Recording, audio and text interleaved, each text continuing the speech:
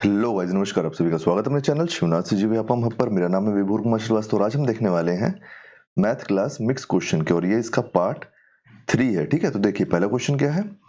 पहला क्वेश्चन है कि यदि छूट और प्रतिशत लाभ दोनों ही 20% है तो अंकित मूल्य क्रय मूल्य से कितना प्रतिशत अधिक है। हमको प्रतिशत निकालना है, ठीक है, कि कितना प्रतिशत अधिक है। तो आप मेरे को एक बात बताइए, कि एमआरपी पे क्या आता है हमेशा, एमआरपी पे आता है हमेशा डिस्काउंट। आप जो डिस्काउंट दोगे वो आप किस में दोगे, एमआरपी पे, ठीक है। वहीं पे आप कॉस्ट प्राइस में क्या निकालते हो, कॉस्ट प्राइस में निकालते हो प्रॉफिट। इस बात को याद रखना। हम यहाँ पे कोई 100 रुपए या फिर एक्स लेके नहीं बनाएंगे, अपन डायरेक्ट इसको सॉल्व करते हैं। आप मेरे को एक बात बताओ, हमको यहाँ पे अंकित मूल्य और क्रय मूल्य से प्रतिशत निकालना है ना, पैसा वैसा तो हमको कुछ बताना नहीं है। तो मैं क्या ये नहीं बोल सकता कि कॉस्ट प्राइस जो है हमारा, अगर प्रतिशत लाभ 20% है तो मतलब कॉस्ट प्राइस कितना बढ़ गया है, 120% हो गया है। 20% बढ़ गया है मतलब 120% हो गया है। और वहीं पे अगर तो ये हमारा क्या बना, ये हमारा सेलिंग प्राइस बन गया ना, ये हमारा सेलिंग प्राइस बन गया। और यहाँ पे इक्वल क्या हुआ है, अंकित मूल्य में आप क्या दोगे, छूट दोगे। तो आप एमआरपी में क्या दे रहे हो, छूट दे रहे हो। कितने परसेंट की, 20% की। तो मतलब उसकी वैल्यू कितनी हो गई, 80%। तो ये भी आपका सेलिंग प्राइस इक्वल नहीं हो गया। आप इसको सेलिंग प्राइस बोल सकते हो ना, कि आप इतने रुपए में इसको बेच रहे हो और इतने ही रुपए में बेचने में आपको प्रॉफिट निकल रहा है, तो दोनों को आप सेलिंग प्राइस मान लो। अब आपको कुछ नहीं करना है, बस आप इसको डायरेक्ट सॉल्व कर लो, डायरेक्ट सॉल्व कर लो और इसको एज अ रेशियो बना लो, एज अ रेशियो बना लो। देखो 100 से 100 कट गया, ये कटा, ये कटा, ये कितने बार में, 40 से 3 बार में गया, ये 2 बार में गया। Cost price upon M R P.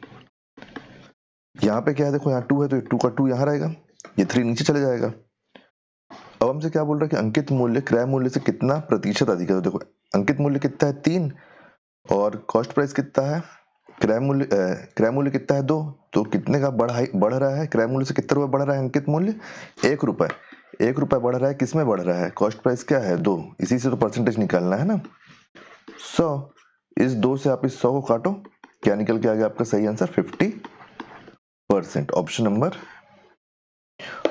ए आपका सही आंसर हो गया। ठीक है, चलिए नेक्स्ट क्वेश्चन देखते हैं, क्वेश्चन नंबर 2। क्वेश्चन नंबर 2 है हमारा कि एक शहर की आबादी में लगातार 2 वर्षों में 10% और 20% की वृद्धि हुई है, किंतु तीसरे वर्ष में 25% की कमी हुई है।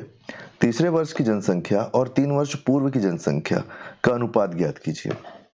हम इसमें कोई वो नहीं मानेंगे, क्या नहीं मानेंगे कि आपका क्या 100, 1000, 1 लाख कुछ नहीं मानेंगे। अपन डायरेक्ट मानते हैं 3 वर्ष पूर्व की जनसंख्या को अपन मान लेते हैं x।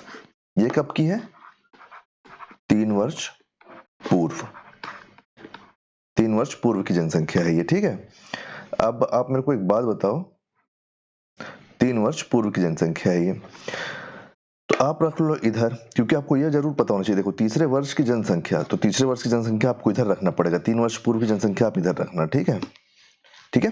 तो देखो आप मान लिए हो 3 वर्ष पूर्व की जनसंख्या कितनी है, x। पहले क्या बढ़ रहा है, 10%, मतलब ये कितना हो गया होगा, 110 हो गया होगा बटे 100। फिर कितना बढ़ रहा है, 20%, तो कितना हो गया होगा, 120 बटे 100। फिर क्या हो रहा है, देखो तीसरे वर्ष में 25% की कमी आई है, मतलब कितना हो गया, 75 बटे 100। और आपके पास क्या है, 3 वर्ष पूर्व की जनसंख्या x। अनुपात निकालना है ना, अनुपात का साइन लगा लो। अनुपात वही तो हो जाएगा ना, इसके नीचे लिख लोगे आप, है ना, या तो इसके नीचे लिख लो। तो आप डायरेक्ट यहाँ से x को काट दिए, तो यहाँ पे क्या बचा आपके पास 1। तो अब देखो 1 यहाँ बच गया, तो आप डायरेक्ट यहाँ से 1 का आंसर मत लगा देना। अभी इसको सॉल्व कर लेते हैं। देखो ये 2 0 है, तो 2 0 से 2 0 कट गया, कट गया। अब और क्या कट सकता है, देखो ये 25 से कट जाएगा 3 बार में, ये चले जाएगा 4 बार में, 4 से चले जाएगा कितने बार में, 3 बार में, 3 बार में चले जाएगा। अब और क्या क्या हो रहा है देखो, और यहाँ पे कुछ हो नहीं रहा है, तो ये कितना होगा, 3 3 9, 9 और 11 कितना हो गया, 99। रेशियो ये वाला जो 100 बचा हुआ है ना, ये 100 ऊपर जाके यहाँ क्रॉस मल्टीप्लिकेशन हो जाएगा, तो कितना हो जाएगा 100। तो 99 बटे 100 इसका रेशियो निकल के आएगा। ऑप्शन नंबर बी आपका सही आंसर आ जाएगा। तो इन तरीके से अगर आप सॉल्व करोगे तो पेपर में जल्दी आपका क्वेश्चन सॉल्व होगा। Next question, question number 3। इसके जो पहले क्वेश्चन है उसके प्लेलिस्ट का लिंक आपको डिस्क्रिप्शन में मिल जाएगा, और PYQ का भी जो CG वेपन और CGPSC में आया है, तो उन सबको भी जरूर चेक कीजिए। देखिए क्वेश्चन नंबर 3 हमारा क्या है कि यदि दो संख्याओं का योगफल 13 है, दो संख्याओं का योगफल 13 है और उनके वर्गों का योगफल 97 है, तो उनका गुणनफल ज्ञात कीजिए। गुणनफल मतलब मल्टीप्लिकेशन है ना। दो संख्याओं का योगफल मतलब एक संख्या मान लो आप a, एक संख्या मान लो b, इसका क्या है 13। उनके वर्गों का योगफल, वर्गों का योगफल मतलब a square plus b square का योगफल कितना है 97। तो उनके गुणनफल का ज्ञात कीजिए। बहुत इजी क्वेश्चन है। क्या मैं इसको ऐसा नहीं लिख सकता हूँ, आप इसको बेस पकड़ लो, आप इसको बेस मान लो a plus b equal to क्या है 13। क्या मैं दोनों तरफ स्क्वायरिंग कर सकता हूँ बैलेंस करने के लिए? कर सकता हूँ। मैं ये क्यों किया हूँ? क्योंकि मेरे पास यहाँ पे ये दिया हुआ a square plus B square, a square plus B square दिया है ना। देखो मैं इसको कैसे सेट करता हूँ, ये a स्क्वायर बनेगा, फॉर्मूला खुलेगा तो plus B square plus 2ab। मेरे को क्या चाहिए? गुणनफल ही तो चाहिए ना, गुणनफल ही तो मेरे को चाहिए, a plus a into B ही तो चाहिए ना। तो ये a इंटू बी, 13 का स्क्वायर कितना होता है 169 होता है। a square plus B square की जगह आप क्या रख लोगे 97 प्लस 2ab इक्वल टू 169। ये 97 इधर आके क्या हो जाएगा माइनस, तो यहाँ क्या बचेगा 2ab इक्वल टू 169 माइनस 97। ऊपर लिख लेते हैं। इधर क्या बचा? इधर बचा 2ab। 169 से अगर आप 97 को घटाओगे तो आपके पास कितना निकल के आ जाएगा? इधर से निकल के आ जाएगा 7 और इधर से निकल के आ जाएगा 8। 2 से जब आप इसको डिवाइड करोगे तो आपके पास क्या हो जाएगा? ये हो जाएगा ab। 7 8 ही तो होगा ना, 7 8 नहीं होगा, 7 8 नहीं होगा। वही तो मैं बोला कि देख के गलत लग रही है। ये हो जाएगा आपका 72। 72 जब इस 2 से 72 को काटोगे तो कितना हो जाएगा 36। तो आपका सही आंसर क्या आ जाएगा? गुणनफल ही तो हमको चाहिए और हमको कुछ करना नहीं है। ऑप्शन नंबर बी 36 हमारा सही आंसर हो जाएगा। ठीक है, चलिए नेक्स्ट क्वेश्चन देखते हैं। Question number 4। क्वेश्चन नंबर 4 भी बहुत अच्छा क्वेश्चन है। इसके कई लॉजिक हो सकते हैं, ठीक है, क्योंकि देखो यहाँ पे क्यूब दे दिया है ना, तो कई लोग इसमें फॉर्मूला लगाने की कोशिश करेंगे, लेकिन वो सबसे ज्यादा कठिन पड़ेगा आपको कैलकुलेशन में। यहाँ पे देखो क्या है m प्लस n, रेशियो में तो अपॉन में लिख लो, m minus n equal to 7, ratio में अपॉन 3। ये हमको चाहिए ना, इसको अपन बाद में करते हैं ना, इसका हिसाब किताब, इसका हिसाब किताब अपन बाद में करते हैं। इधर क्या है m3 माइनस n3, ये हमको निकालना है। आप एक बात बताओ, क्रॉस मल्टीप्लिकेशन करो, इसको इधर ले जाओ, 3m प्लस 3n हो गया। ये क्या होगा? ये होगा 7m माइनस 7n। ये प्लस है, ये माइनस है, आप इसको इधर ले आओ, और ये माइनस है, इसको इधर ले आओगे तो प्लस हो जाएगा। तो ये जगह 3n plus 7n equal to 7m minus 3m। 10n equal to 4m। यहीं से काट दो इसको, यहीं से काट दोगे तो कितना हो जाएगा 5n इधर हो जाएगा और इधर हो जाएगा 2m। यहाँ से अब आप क्या कर सकते हो, यहाँ से आप ये नहीं लिख सकते हो 5n इक्वल टू 2m है अगर, तो ये n अपॉन m की वैल्यू कितनी आ गई 2/5, ये नीचे चले जाएगा। तो बस n की जगह 2 रख दो और m की जगह 5 रख दो और यहाँ से आप आंसर निकाल लो। 5 का क्यूब प्लस 2 का क्यूब, 5 का क्यूब माइनस 2 का क्यूब, यही तो है ना। रेशियो के फॉर्म में लिख लेते हैं, रेशियो के फॉर्म में लिख लेते हैं डायरेक्ट। देखो इसका आ जाएगा 125 प्लस 8, इसका क्यूब है ना, रेशियो 125 माइनस 8। यहां से हमारे पास क्या निकल के आ जाएगा? यहां से निकल के आ जाएगा 117 और यहां से क्या, अच्छा प्लस में है ना, सॉरी, यहां से निकल के आ जाएगा हमारे पास 133 और यहां से क्या निकल के आ जाएगा 117। यही हमारा सही आंसर आ जाएगा। देखो किसी ऑप्शन में है, किसी ऑप्शन में है 133 117, ऑप्शन नंबर ए आपका सही आंसर आ जाएगा। जिस वे में लिखा है उसी वे में अरेंज करें, नहीं तो गलत हो जाएगा। देखो जस्ट इसके नीचे 117/133 भी दिया हुआ है ना। तो ऐसे हम क्वेश्चन को सॉल्व कर लेंगे। नेक्स्ट क्वेश्चन देखते हैं, क्वेश्चन नंबर 5। कहीं कोई डाउट होगा तो पूछ लेना, ठीक है, एक मिनट ना। क्वेश्चन नंबर 5 कि एक हॉल के फर्श की लंबाई 16 मीटर है और चौड़ाई 12 मीटर है जिस पर वर्गाकार टाइल्स लगाए जाने हैं। यदि टाइल्स की कम से कम संख्या का उपयोग किया जाना है तो प्रत्येक वर्गाकार टाइल्स की लंबाई कितनी होगी।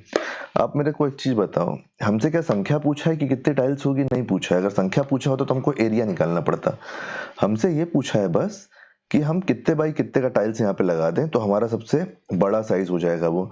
तो इसके लिए आप कुछ मत करो ना, आप इसका सीधे एचसीएफ निकाल दो। अगर आप इसका एचसीएफ निकालने जाओगे तो ये पास क्या निकल के आएगा? देखो ये 8 बार में जाएगा, ये 6 बार में जाएगा, और तो ये तो एचसीएफ बनेगा नहीं। 8 और 6 हमको ऐसा चाहिए ना कि क्या बोलते हैं जो पूरा कटता जाए उससे। फिर ये 2 से चले जाएगा, फिर ये 2 से जाएगा, ये जाएगा 4 बार में, ये जाएगा 3 बार में। क्या अभी कट सकता है दोनों? नहीं। तो 2 इंटू 2 मतलब 4 हमारा एचसीएफ आ गया। 4 हमारा एचसीएफ आ गया। ऑप्शन नंबर ए आपका सही आंसर हो जाएगा कि प्रत्येक वर्गाकार टाइल्स की अधिक से अधिक लंबाई 4 मीटर होनी चाहिए।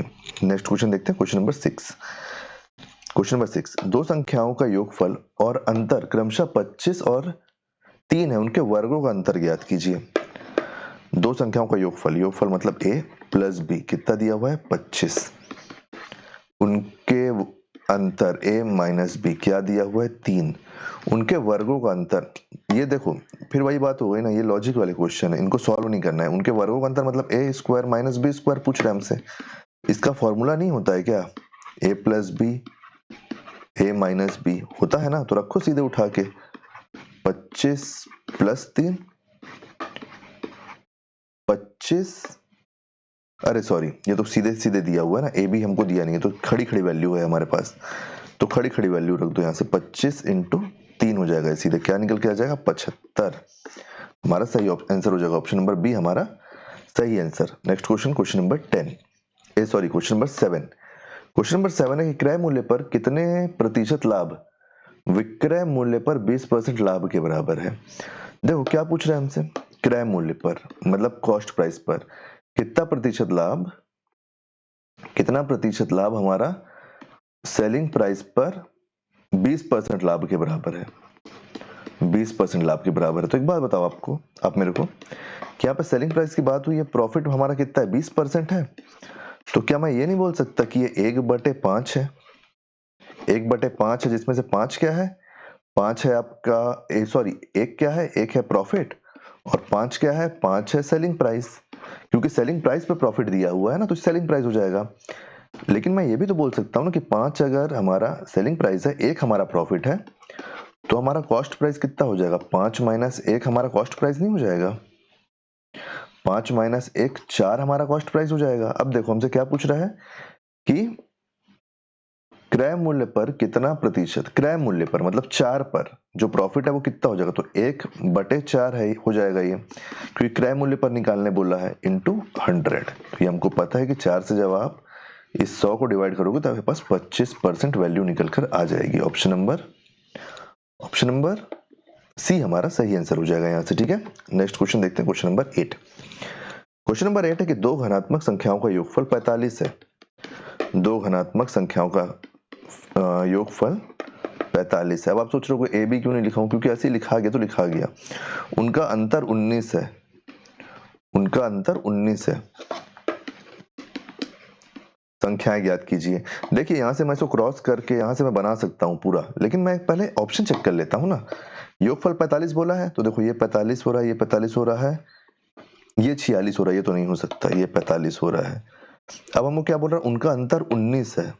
यहाँ पे अंतर 5 का है तो ये नहीं हो सकता, यहाँ पे अंतर 15 का है तो ये नहीं हो सकता। केवल ऑप्शन नंबर बी हमारा ऐसा ऑप्शन है कि जिसमें अंतर 19 का है।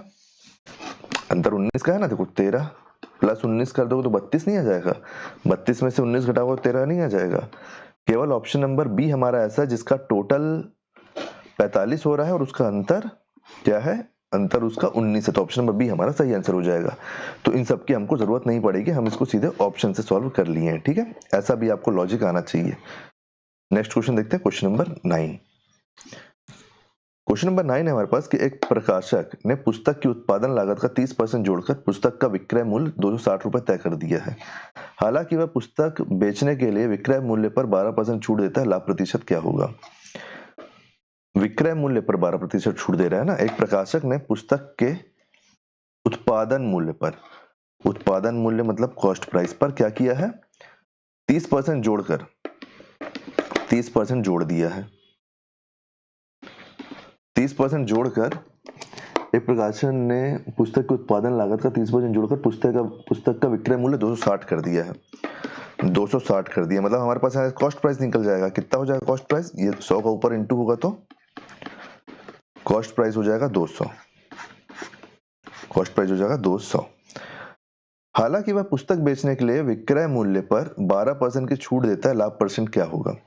ये जो 260 रुपए है, ये क्या है, 260 रुपए सेलिंग प्राइस है, लेकिन इस पे कितना रुपए का छूट दे रहा है, ये 12%, मतलब इसकी वैल्यू कितनी हो गई, 88%।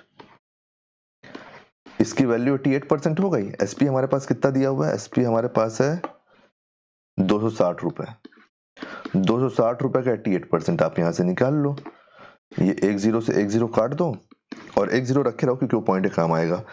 तो ये 88 से करोगे आप इसको 20 को तो ये हो जाएगा 160, 160 और 16 हो जाएगा 76, फिर 6 से करोगे तो हो जाएगा 6 48 और फिर 8 है ना, तो इधर से हो जाएगा 80। तो ये हमारा हो जाएगा लगभग 2287 2288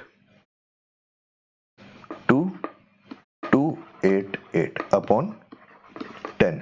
तो जब अपन इस 10 को हटाएंगे तो यहाँ पे पॉइंट लग जाएगा। तो हमारा सेलिंग प्राइस कितना आ गया, देखो सेलिंग प्राइस हमारे पास कितना निकल के आ गया, 228 रुपए 80 पैसा, इतना हो गया। अब देखो प्रॉफिट कितना हो रहा है, लाभ प्रतिशत ज्ञात करना है ना। कॉस्ट प्राइस इतना है, सेलिंग प्राइस इतना है, तो हमारा प्रॉफिट कितना हुआ, प्रॉफिट हमारा हुआ ना कितने रुपए का हुआ, 28 रुपए 8 पैसा का।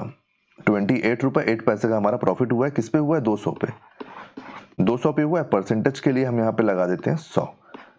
ये कटा यहाँ पे, ये कटा यहाँ पे, तो हमारा प्रॉफिट परसेंट क्या निकल के आ गया, हमारा प्रॉफिट परसेंट निकल के आ गया, 2 से इसको भी काट दो, 14.4 हमारा प्रॉफिट परसेंट निकल के आ गया। ऑप्शन नंबर डी हमारा सही आंसर हो जाएगा। ठीक है, नेक्स्ट क्वेश्चन, क्वेश्चन नंबर 10। कहीं पे कोई डाउट होगा तो पूछ लेना। पहले अपन यहाँ पे कॉस्ट प्राइस निकाल लिए हैं क्योंकि दो अलग अलग तरीके से दिया हुआ था ना, इसलिए फिर अपन सेलिंग प्राइस निकाल के आंसर निकाले हैं। नेक्स्ट क्वेश्चन, क्वेश्चन नंबर 10 कि प्रज्ञा अपने जन्मदिन की पार्टी में 7:6 के 7:6 के अनुपात में पुरुष और महिलाओं को आमंत्रित करती है। मेल फीमेल कितने, 7:6। यदि पार्टी में शामिल होने वाले पुरुषों की संख्या 56 थी तो पार्टी में शामिल होने वाले मेहमानों की कुल संख्या कितनी थी। देखो मेहमान कुल संख्या कितनी है, आप डायरेक्ट सॉल्व कर लो ना। मेहमान टोटल है 13, 56 कितने थे पुरुष, मतलब इस 7 की वैल्यू यहाँ पे दी हुई है कितनी, 56, तो एक की वैल्यू आप यहाँ से कितना निकाल लोगे, एक यूनिट का वैल्यू 8। जब एक यूनिट का वैल्यू 8 है तो क्या आप यहाँ से डायरेक्ट 13 में इंटू 8 नहीं कर दोगे, कर दोगे तो आपका आंसर यहाँ से निकल के आ जाएगा। और 13 कितना होता है, 104, तो मतलब 104 थे टोटल। तो हम जितना शॉर्ट हो सके उतना शॉर्ट क्वेश्चन बनाएंगे तो हमारे लिए कूट में भी आसानी रहेगी, कूट के प्रश्न बनाने में जो अभी नए पैटर्न के क्वेश्चन आ रहे हैं। अगर आप केवल कूट पे प्रैक्टिस करोगे तो आपसे क्वेश्चन सॉल्व होंगे नहीं, आपके पास बेसिक होना चाहिए जिससे आप क्वेश्चन को सॉर्ट कर सको, है ना। अगर वीडियो पसंद आया तो वीडियो को लाइक कीजिए, वीडियो को शेयर कीजिए, वीडियो को हाई पॉइंट दे दीजिएगा, अपने कमेंट दीजिए, सजेशन दीजिए। चैनल पे आके बाकी वीडियो भी जरूर चेक कीजिएगा और चैनल को सब्सक्राइब कीजिएगा। Thank you.